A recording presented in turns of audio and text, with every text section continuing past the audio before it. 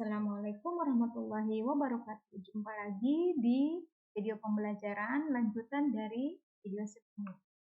Materi dibahas hari ini adalah pencemaran lingkungan dan dampaknya bagi ekosistem part 2. Sebelum lanjut ke materi, jangan lupa untuk subscribe, like, dan share video.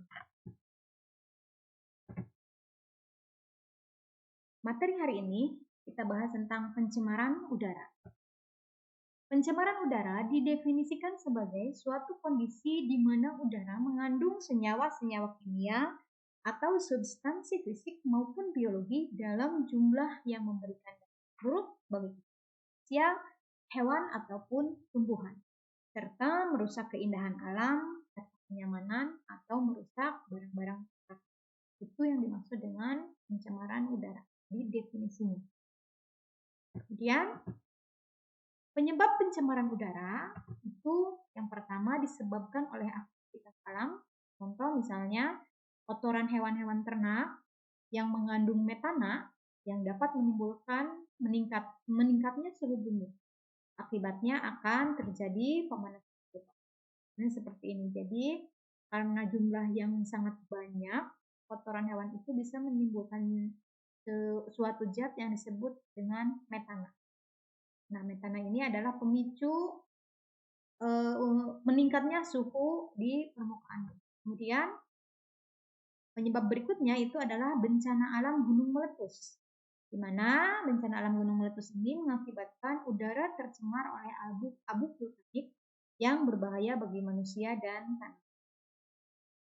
Ini contohnya misalnya. Kemudian yang ketiga adalah kebakaran hutan yang menghasilkan karbon dioksida dalam jumlah yang sangat banyak. Itu juga akan mencemari udara. Berikutnya, pencemaran udara yang disebabkan oleh aktivitas manusia. Yang pertama adalah pembakaran sampah. Ini akan mengakibatkan pencemaran udara. Kemudian asap-asap dari industri atau pabrik-pabrik besar. Kemudian asap-asap dari kendaraan, kemudian asap rokok, kemudian senyawa-senyawa kimia buangan seperti CFC. CFC ini adalah senyawa kimia buangan, biasanya ini berasal dari kulkas atau AC. Berikutnya, dampak pencemaran udara. Pencemaran udara mengakibatkan kerugian bagi banyak organisme penghuni bumi. Caranya yang pertama, kesehatan itu mengakibatkan penyakit ispa. Kemudian bagi tumbuhan itu akan terjadi atau memicu hujan asam abu vulkanik. Kemudian dampak berikutnya adalah efek rumah kaca, di mana efek rumah kaca ini itu berasal dari CO2 dan CO yang sangat tinggi yang membentuk suatu lapisan, kemudian menahan panas bumi keluar sehingga panas bumi akan terkungkung di dalam seperti pada rumah kaca. Nanti ini akan dibahas pada bab selanjutnya ya, ada tentang pemanasan global. Kemudian rusaknya lapisan ozon. Bagaimana cara menanggulangi pencemaran udara? Pencemaran udara bisa kita kurangi dengan cara menggunakan bahan bakar fosil dan beralih ke bahan bakar yang lebih ramah lingkungan.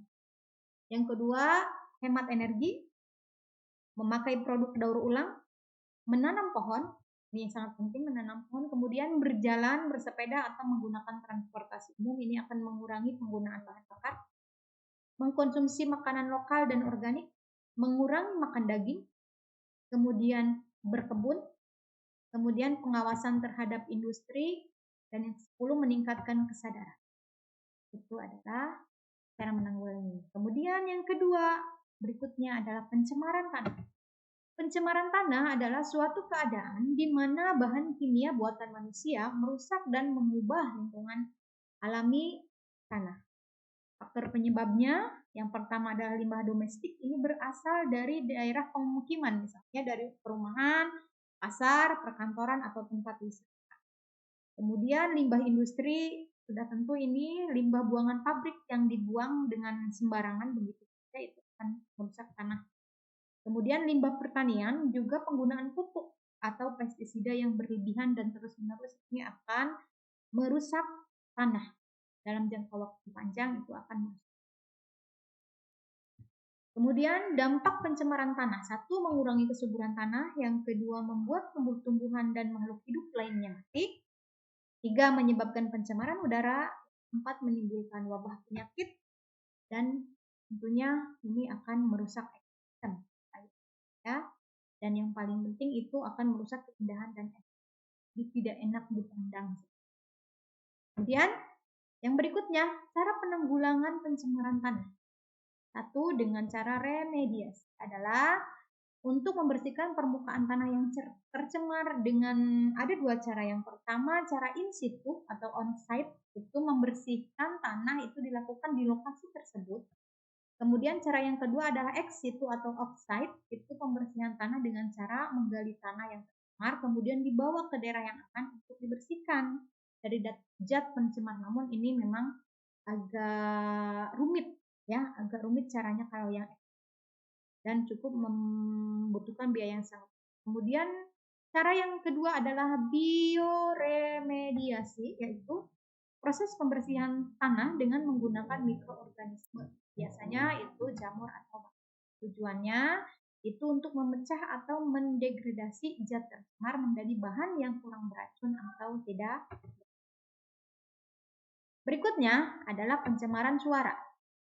Penyebab pencemaran suara yaitu suara bising di atas 80 desibel.